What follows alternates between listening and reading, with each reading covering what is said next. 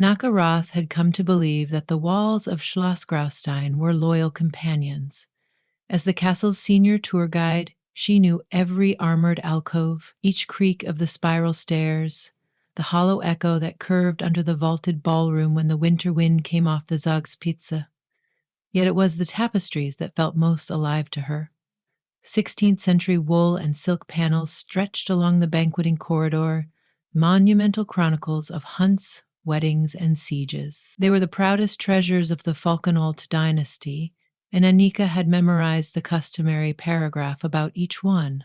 She could recite without consulting her cue cards the dyes that came from Tyrolean lichens, the gold thread that had once been hammered thin in Venice, the humorous rabbit wearing a knight's helmet hidden in the lower border of panel 7.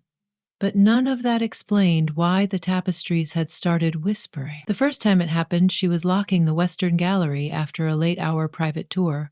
The final tourist had left a smear of winter mud on the parquet floor, and Annika stooped with a cloth to wipe it up. From somewhere above her head came a breath, threaded with syllables. She straightened, sure a guest had slipped back. The hall was empty. She will find the thread. A chill climbed her spine, but the voice faded as quickly as it came. Annika laughed at herself, blamed fatigue, and fetched her coat. The second time occurred 3 days later, and the words were clearer. Mehr Schrag Funken auseisen, bringt Bewegung in das Bild. He carries sparks of iron. He will bring movement into the image. Who are you talking about? Annika asked the fluttering candle flames, then felt ridiculous. The third time convinced her it wasn't imagination. She had lingered after, hours, to watch the sunset bleed through the leaded windows, turning the tapestry's woven burgundies into living embers. The voice, no, several voices spilled out of the wool itself, overlapping like a fugue. The engineer arrives with midwinter snow, one said. The hunt will ride again, sang another, and the guide must choose her path of thread and heart. Annika pressed her palm to panel 4, the falconer's procession, and felt only thick fabric. Yet she also felt unmistakably a faint heartbeat inside it. She withdrew her hand. If you need me to do something, then speak plainly. Silence. The only answer was the draft sighing up from the moat. When the next morning's tour gathered in the courtyard, Annika forced herself to be all bright smile. The group was small. 2 elderly Australians, a French couple comparing camera lenses, and a dark-haired man whose gray wool coat was dusted with fresh flakes. He stood slightly apart, distracted, eyes drifting toward the high windows where the West Wing tapestries slept. Annika began her script. Schloss Graustein was founded in 1452 by Dietrich von Falkenholz. The stranger focused on her with sudden intensity. He was in his mid-30s, she guessed. A smudge of copper stubble sharpened his jaw. When she spoke about the castle's original clockworks, he smiled as if recognizing an old friend. Inside the West Wing, Annika's pulse quickened. The tapestries mustn't whisper while guests were present. It would unnerve everyone, including her. Yet as she guided them down the polished corridor, she felt a hum in the air, like embroidery needles itching to be set dancing. Panel 1, the winter boar hunt. She delivered her practiced lines, no whispers. Panel 2, the marriage of Isolde Falkenholz. Still nothing. But at panel 3, the siege of Grunwald, sound brushed her ear. The one who hears us stands beside the one who can answer. Annika flinched and dropped her pointer. The French tourists looked startled. The Australians tutted sympathetically. Only the gray-coated man raised a brow, curiosity shining. "Everything all right?" he asked, voice low so others wouldn't hear. "Fine," Annika said too quickly and retrieved the pointer. When the tour concluded in the gift shop, the stranger approached while the others bought marzipan nights. "I'm Leon Weiss," he said, presenting a card that bore the logo of Aether Robotics GmbH, Madikavage. "May I ask you something odd?" Annika studied the card. "Robotics engineer. Sparks of iron," the tapestry had said. "Odd questions seem to be my specialty lately." You hesitated in front of panel 3, Leon said. Was it because you heard something? Her throat tightened. What makes you think that? He gestured at the vaulted ceiling.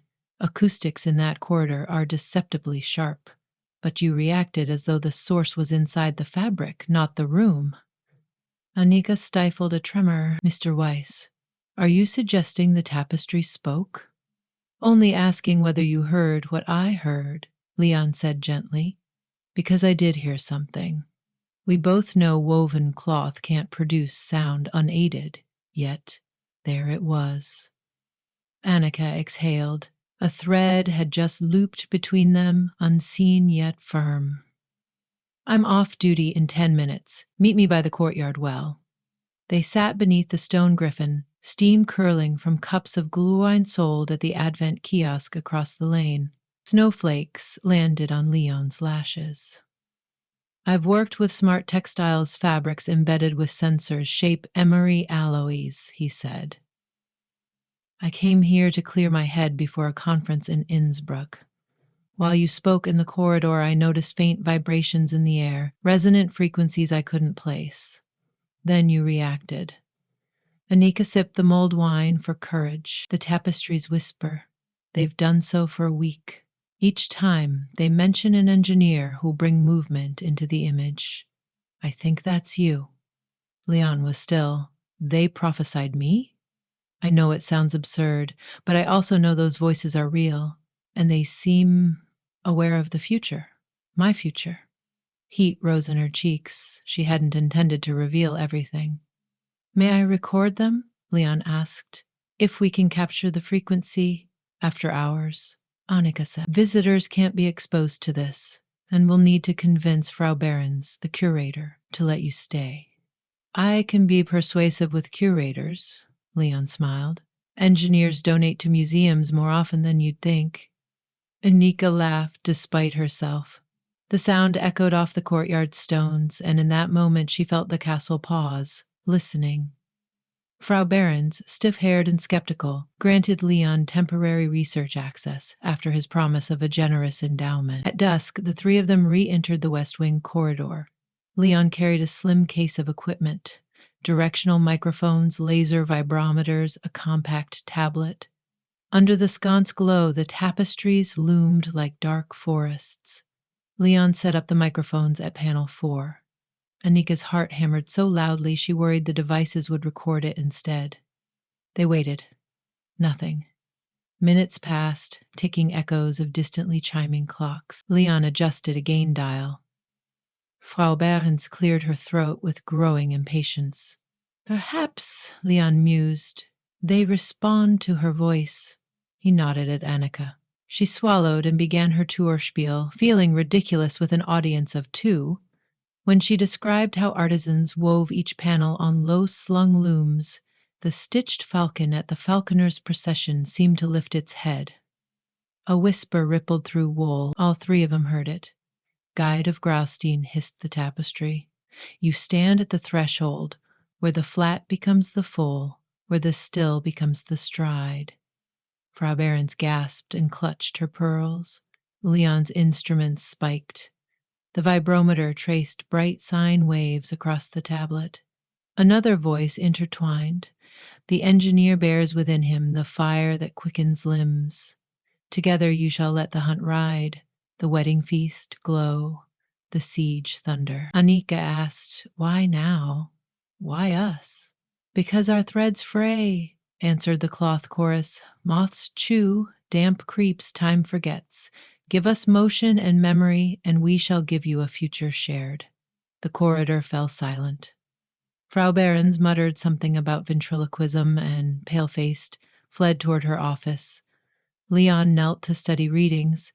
The cloth emitted vibrations at roughly 22 meeks mostly ultrasonic. Dogs could hear it, humans barely can unless modulated. He looked up. They're speaking a real language through mechanical means I can't explain. But if they want movement, I might know how. He opened his case again, revealing coils of copper gold wire no thicker than embroidery floss, with lightenol nickel titanium alloy. Shape, memory wire, With low voltage, it contracts, mimicking muscle fiber. I've built flexible displays and kinetic tapestries with it. If we stitch these alloys into the panels, we could articulate parts of the images, make wings flap, banners ripple. Anika's eyes widened. Wouldn't that damage heritage artifacts? Not if we attach secondary panels like exoskeletons, carrying the actuators, Leon said. The original cloth would anchor them invisibly from behind. We'd also need microcontrollers, power thin as a phone battery. It's feasible. The question is, should we? The tapestries rustled. Yes, they sang. Anika felt the decisive tug of destiny. I'll convince the board for a pilot installation. They trust my judgment. Leon grinned, exhilarated. Then let the hunt begin.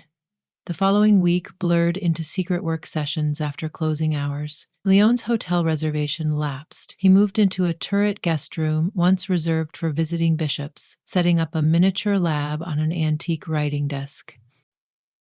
Anika helped him thread nitinol through superfine channels sewn into new backing cloth. She documented each step for conservation protocol, her knots neat, his solder points exact. She'd never realized how similar robotics and weaving could be, patterns of tension and release, warp and weft, or code and current. Between stitches they talked. Leon spoke of childhood Saturdays fixing cuckoo clocks with his grandfather, how the tiny bellows taught him that lifeless matter could sing. Anika confessed she'd grown up in a Munich apartment, dreaming of castles, how guiding tourists allowed her to perform a fairy tale daily, yet left her lonely when the gates shut at dusk. On the third night, snow stormed outside, thick as the fleece they handled, and power flickered. In candlelight, they finished panel one's augmentation. Leon connected a battery, tapped a key. A ripple coursed beneath the woven hunter. The embroidered boar lifted its tusked head, pawed ground with thread hooves, then stilled. Anika laughed in wonder. Leon's face glowed like a boy's. The corridor felt warmer, as if the tapestry exhaled gratitude. Over subsequent evenings, they added subtle motions, hawks beating wings, trumpeters' cheeks pulsing. They invited Frau Behrens to witness a demonstration. The curator, still apprehensive, watched the falconer's hooded bird flex silken talons and whispered, "It is beautiful." Yet it was the whispering itself that changed most. No longer disembodied, the voices now issued from moving mouths. The woven characters spoke with synchrony, vocabulary modernized, archaic Bavarian smoothed into present-day German, even English when tourists approached. For Annika, the greatest surprise came one night while she sat cross-legged beneath the marriage of Isolde Falkenholtz. Leon tuned servo voltages. Suddenly, the stitched bride turned her head, a movement they had not programmed, and addressed Anika directly. "Do not fear the next thread," said Isolde, her lips of crimson yarn. "Your heart is woven with his." Leon froze. "I swear I didn't code that," Anika's heartbeat answered. She looked at him, seeing the gentle poise of his hands, the way lamplight softened the technological wizardry around him. A future unfolded in her mind like an unrolled tapestry, the two of them side by side, soldering and storytelling, maybe raising children who'd breathe life into yet more cloth. Still, the rational voice inside her whispered, "You've known him only days. Could enchantment be faking feeling?" The siege of Grunwald panel crackled. An armored commander leaned forward, chainmail glittering. "Joyce sharpens fate," he said. "If thread is cut, pattern fails." Leon powered down the circuit. The figures drooped, obedient again to gravity. He looked shaken. "This is bigger than mechanics. We're turning art into oracles." "Maybe they always were," Anika replied. "We just cleared their throats. Word of the living tapestries spread before the board could unveil them. A night guard filmed a falcon winging across wool and posted it online. By dawn, the clip had 1 million views. Reporters descended on Schloss Graustein. Tour bookings tripled. The board scheduled a public reveal during the annual Winter Gala, 48 hours away. Leon protested they needed more testing, but development time was up. They will perform, rasped Panel 6's huntsman, as if confident. Gala night arrived, sparkling with torches and champagne. Bavarian officials, tech investors, and art critics filled the gilded corridor. Cameras rolled. Anika stood at one end in an emerald gown. Leon, nervously adjusting his bow tie, manned a discreet console. Frau Behrens gave a ceremonious nod. Lights dimmed, a fanfare played, and Leon tapped execute. The winter boar hunt sprang to life. Dogs bounded, jaws snapping thread drool. Guests gasped, raptured. Then the tapestry's icy forest background began to move, snow, drifting, branches swaying, an effect Anaka knew they had not sown. She hurried to Leon. That's new. He scanned code. Ident? The boar turned, eyes gleaming garnet beads. With a shake, it leapt from the panel. People screamed.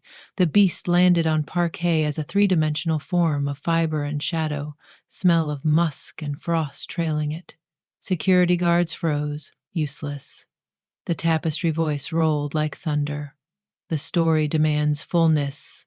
The hunt must ride. Riders within the cloth leaned forward, preparing to follow their prey into the real world. Leon yanked battery leads. Sparks popped, but the circuits had gone autonomous, feeding on unknown energy. Shut down main breakers, Anika called. Leon sprinted to the electrical closet. Breakers thunked off. Lights died, but pale glow persisted around the tapestry frames, as though moonlight poured through unseen windows. What do they want? Leon shouted over rising tumult. Anaka's mind raced. They said their threads fray. Maybe crossing into 3D replenishes them. But if everything rides out, it could be chaos. The boar charged along the corridor, scattering dignitaries. Anaka seized a ceremonial halberd from an armor stand. Stories need conclusions, she whispered. If we give them an ending inside the narrative, maybe they'll stay there. She turned to the hunting party, still half embedded in cloth. Finish the hunt. Take your quarry back. The lead rider's woven eyes regarded her. Will the guide join the tale? Yes, she said. I will. To Leon she cried, power the actuators briefly enough to let me in. Before he could protest, she kicked off her heels and stepped onto the tapestry. The fabric rippled like pond water. She sank through, emerging on the other side as thread. The forest was depthless yet real, trees stitched in parallax. Anika felt herself composed of warp and woof, supple but whole. The boar's crashing path glowed ahead. She mounted a horse whose reins felt like braided silk cords and spurred into pursuit. Riders flanked her, horns sounding. In moments they surrounded the boar near a snow-sown ravine. Anika lifted her halberd, now yarn yet heavy. Heart pounding, she delivered the symbolic strike. The boar stilled, dissolving into shimmering filaments that flowed back toward the tapestry's canvas, like film rewinding. Immediately, gravity changed. Anika tumbled backward through fabric, landing in Leon's arms amidst gasps of frightened guests. The boar was gone. The tapestry panels glowed, then dimmed to normal wool. Silence reigned, broken only by Anika's breath and distant carols from the village square. Frau Behrens, shaken but alive, whispered, Is it over? Panel 1 answered softly. Balance restored, pattern preserved. After the gala, the board closed the West Wing for technical recalibration. Leon and Anika were summoned to explain, but international fascination and potential funding tempered the reprimands. The tapestries would remain animated under stricter protocol. Sitting together in the turret room, Leon wrapped a blanket around Anika's shoulders. I thought I'd lost you to the weft, he said.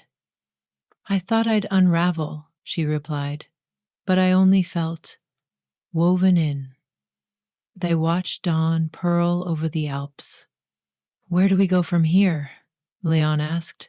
Annika smiled, hearing faint applause from the corridor. We follow the thread they began, but we choose the design. We build exhibitions where art steps one foot into life without trampling it. We guard the boundary and us. Leon's fingers brushed hers.